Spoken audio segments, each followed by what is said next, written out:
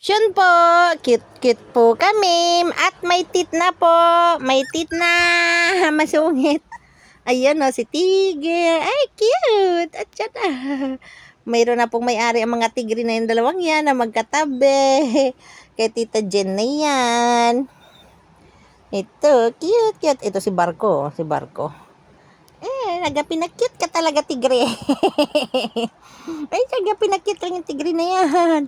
Yung pinakute yung tigre na yan. Achus. Mapupunta yun kay Tita Jen. Ang dalawang tigre, hoy. Ginagawa mo dyan. Ka nagtatago. Yung dalawang tigre na yan. Ito pa ang tigre. O, Tita Jen, itong dalawa sa iyo.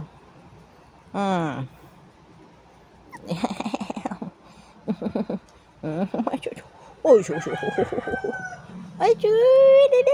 Ka-sweet naman ini mga tigre na ini. Mga sweet. Ikaw, hi. Ang ginagawa mo dyan? Don't make pee and poo,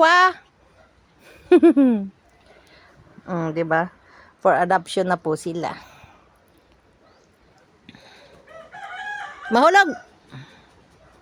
Mahulog. Batang makukulit.